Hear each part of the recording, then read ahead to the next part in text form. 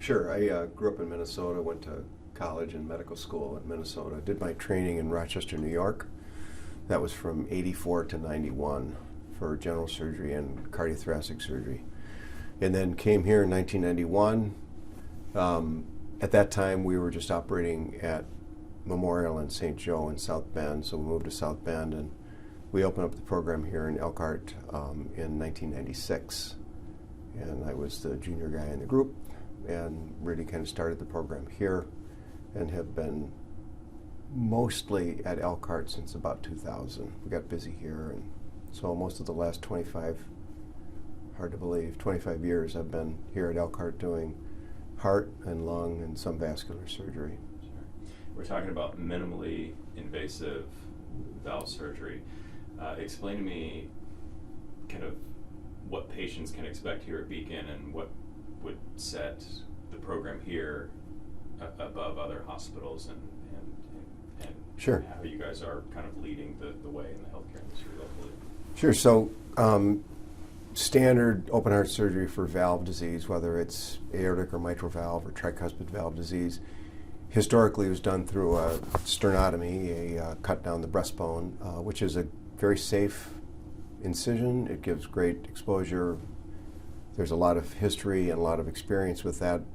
The downside of that, the biggest downside of that is there's a 3-month period where you really can't do any lifting. It's a broken bone and you have to wait. And so it takes people who are in, especially people who are in the active part of their life, it takes them out of most of the jobs. It takes them out of any kind of physical activity for 3 months.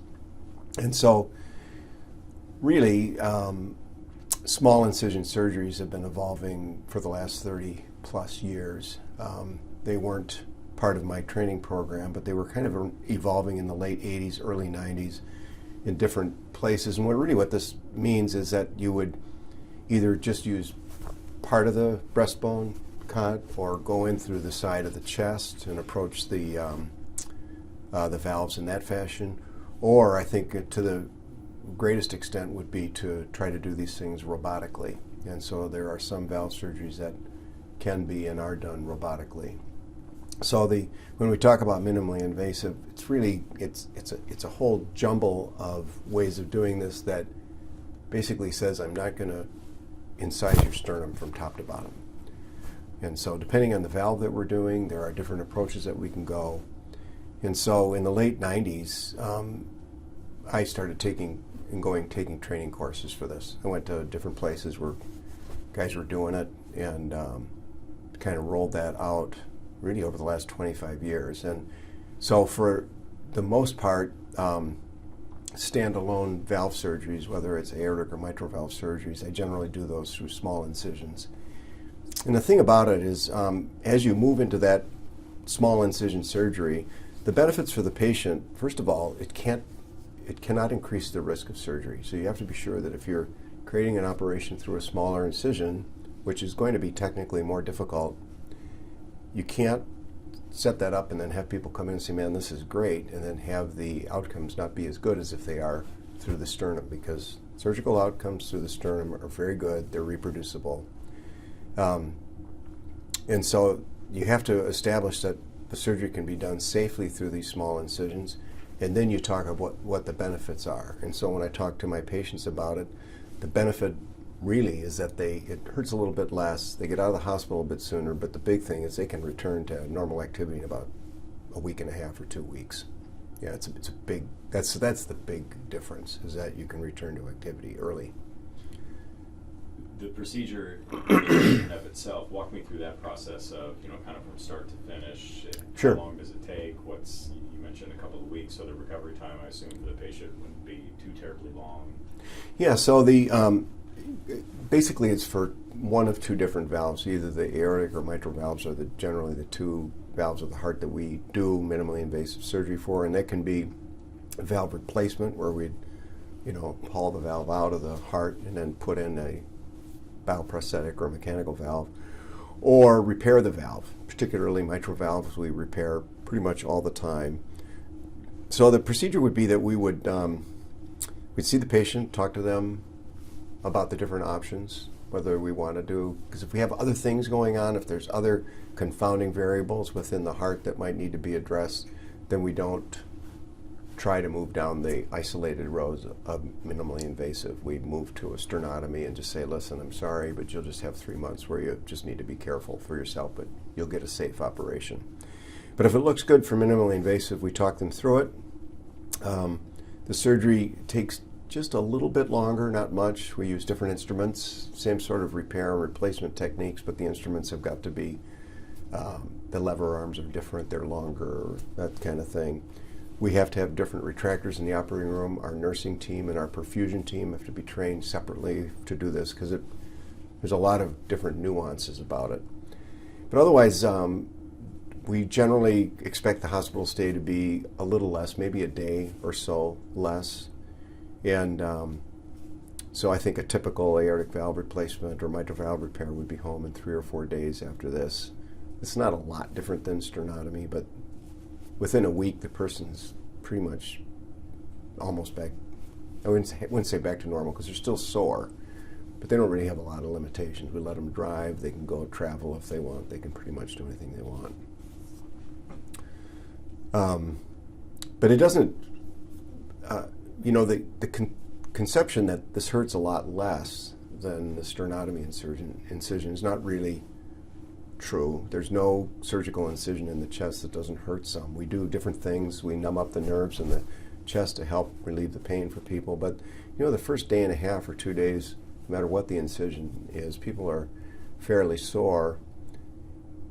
But as opposed to other surgeries where it might involve a joint or something, these incisions, the pain goes away quite quickly for both the minimally invasive and the sternotomy.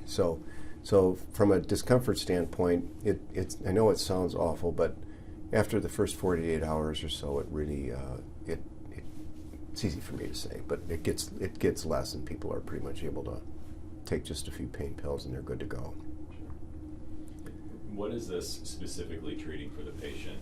And if they don't have this type of procedure, what are some of the complications later on that they might experience? Sure. So let's use aortic valve stenosis. So in the heart, there are 4 valves, and they all basically work as check valves. They're one-way valves so that as the heart pumps blood from the body to the lungs, from the lungs to the body again, the valves keep the blood going in the right direction. And these valves can be damaged for a number of reasons, from age, from infections, from rheumatic fever. There's a lot of from congenital abnormalities. But the dysfunction could either be that they don't open like they should, so they're narrowing the blood flow, and they're narrowing the orifice and reducing the blood flow, or they're not closing like they should, and so blood is actually going backwards as the heart's trying to do its work. It's actually either pumping backwards or blood is leaking backwards. So if we use aortic valve stenosis as an example, that's where the valve typically gets calcified, narrows, and obstructs the outflow of your main pumping chamber, the pumping chamber that pumps blood to your body. The heart can adapt to that as that valve is getting bad. So as the valve starts to get bad, the valve can narrow a fair bit and the heart can adapt to it. But once it reaches a certain point, it's really kind of a pressure point, and it also depends on the person's activity level. Once symptoms start with aortic stenosis, it has a worse prognosis than almost any cancer. It has about a 50% per 18 to 24 months mortality. It's a very lethal disease. And once the valve is replaced or repaired, then people go back to their normal life expectancy. It's a really good vignette to discuss because the surgery for aortic stenosis is quite safe, whether it's through the sternum or through a small incision. People who don't have the surgery and are managed medically with aortic stenosis that's causing symptoms, they do very poorly. And there's no medicines for it, really. We don't have any pills to make the valve open better. The heart's already working super hard, so we don't have medicines to make it work harder. So surgical valve replacement is the way to go. Now, having said that, I think it's reasonable to talk about the other valve aortic, since we're talking about aortic stenosis, we now can replace valves with a transcatheter approach for aortic stenosis. There are other transcatheter valves that are available for different problems, but for aortic valve stenosis, transcatheter valve implantation is standard of care now for many circumstances. There are times when we shouldn't use it. Certain valve malformations we shouldn't. We shouldn't use it if there's coexisting aneurysms or coronary disease usually. We try not to use it in younger population, but that would be, I guess that would be the ultimate minimally invasive valve replacement. That is just a small groin stick and basically a stent valve that opens up inside the old valve. So we weren't really going to be talking about that today, but that is part of the whole armamentarium. So if somebody comes in to talk to me about aortic valve stenosis, we talk about where they are with regard to the progression of the disease and what they can expect if we don't take care of it. And then we talk about the multiple options that we have for taking care of it, surgical versus transcatheter, and if it's surgery, do we go through the sternum or do we go through the side of the chest? So it's a multi-level discussion that occurs. Sure. You mentioned the symptoms. What are some things that patients, before they come in and have the procedure, what are some of the symptoms that they would be experiencing? So they're in basically three categories. If the heart is working so hard that it's exceeding its blood supply, it's like a car engine going up a hill that doesn't have a good gas line, they'll get angina, just like people who are having a heart attack. So you can have chest pain, squeezing chest pain, angina. That's a very ominous symptom. People can have fainting spells because of it. They can stand up, and because the blood flow through the valve is so kind of cruddy, their blood pressure can drop and they can get dizzy. So syncope or fainting spells, neurologic symptoms are another one. And then the other one would be heart failure symptoms. I would say that that's the most common symptom, where people come in and say, 2 months ago I was feeling fine and now I can't walk up a flight of stairs without really getting short of breath. I can't keep up with my spouse. I woke up last night unable to breathe. I had to stand up and get out of bed and walk around. Those would be symptoms of congestive heart failure. So those would be the three things: angina, neurologic symptoms, and heart failure symptoms. Is any one person more at risk than the other? Like, do you see more patients who need this procedure because of it may have been hereditary or lifestyle choices, or? There's a hereditary component in that probably 20% of our patients, maybe a little bit more, have a 2-leaflet aortic valve instead of a 3-leaflet. It's supposed to be 3, but about 1 out of 100 to 1 out of 200 people have a 2-leaflet valve, and that valve often degenerates early in life, usually when people are in their 4th or 5th decade of life. It can narrow, it can leak. So that's a congenital thing they really didn't have any control over. Rheumatic fever used to be a big cause of aortic valve stenosis and insufficiency. It's still around. Rheumatic fever comes as a consequence of strep throat, and it's still around. It's not around as much. We have people that get infections on their valves. We have people who are using drugs that get infections, but that's not even the biggest number. The biggest one are people that get it because maybe they have had a tooth abscess, or they have a dialysis catheter in, or they got an infection in their finger for something. And so if you get an infection on the valve, it can ruin it that way. And then I guess lastly, the most common one is that you get old, and these valves, it's not really arthritis, but that's the easiest way to explain to the patient, that the valve has gotten calcified and stiff and it doesn't open, much like when you get calcium and stiffness in your joint. So the valve is just not opening up right. What's the type of testing that you guys do? So like if a patient comes in and they have some of the symptoms that you just listed, I would assume Sure. that there's a test that they have to do to make sure that they either need the surgery or that gets ruled out. What's that testing process? Yeah, that's a good question. So the diagnosis of this really couldn't be made by a good clinician without any test except a stethoscope and a good history. Listen to the person, ask them what's going on, listen to their valve. You can make the diagnosis in 10 minutes in your office. But we obviously have really good imaging capability now, and the sort of the gold standard for looking at three-dimensional motion of these valves is ultrasound. And the ultrasound can be done through the chest or it can be actually done with a probe that goes down your swallowing tube, your esophagus. And you might ask, why would you put the probe down there? But the esophagus sits right behind your heart. So it takes all of the bones and the lungs and the air and everything out of the picture, and you can get really spectacular images. So ultrasound is really generally defines the severity of the valve and the anatomy of the valve. And then in almost everybody who has a valve problem like that, we'll then get a CAT scan so that we can see what their blood vessels look like. Aneurysms can be associated with these valve abnormalities, so we need to know that. Those would be the big tests to identify what the valve pathology is and what the planned surgery would be initially. And then we rule out other things before we go to the operating room. We make sure they don't have coronary disease. We make sure there's no blockages on the heart arteries. We make sure they don't have blockages in the arteries that go to their brain, that they don't have some growth in their lungs, so they'll get x-rays of their chest. So there's a whole bunch of other imaging that we do. But if we talk specifically about, like we were about aortic stenosis, history and physical can be diagnostic, and then the ultrasound really seals the diagnosis and the anatomy. I want to ask you about Al's case. Was it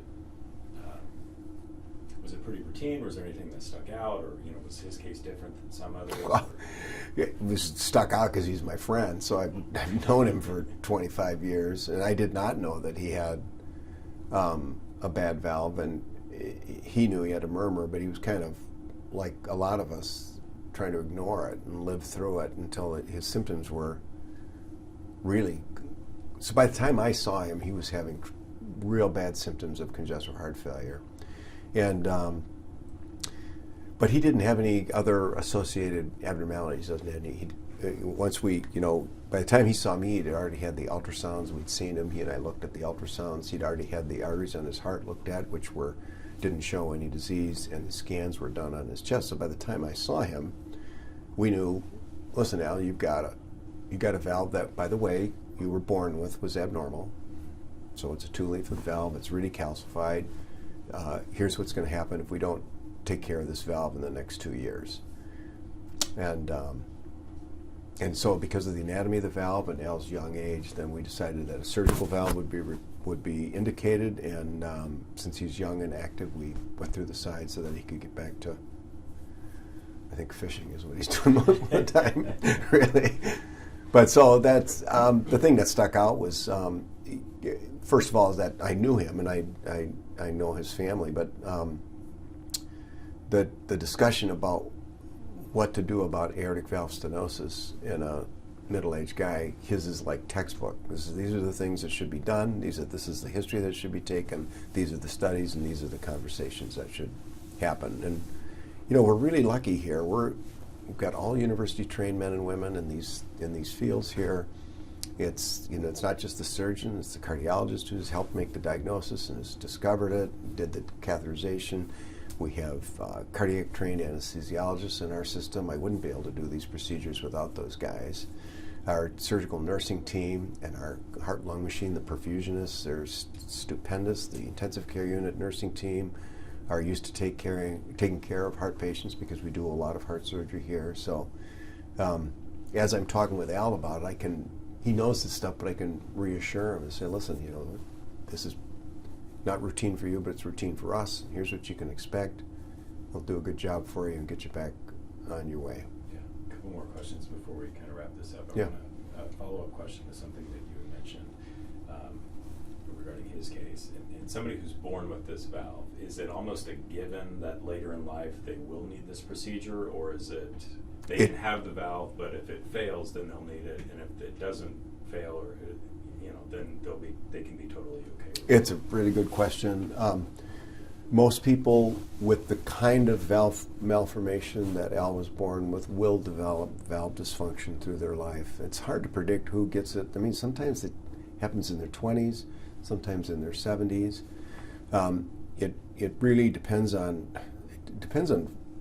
how narrowed the valve is to begin with, so how the leaflet fusion is affecting the blood flow and how much calcium they drop on that valve over the course of their first 3 or 4 decades of their life.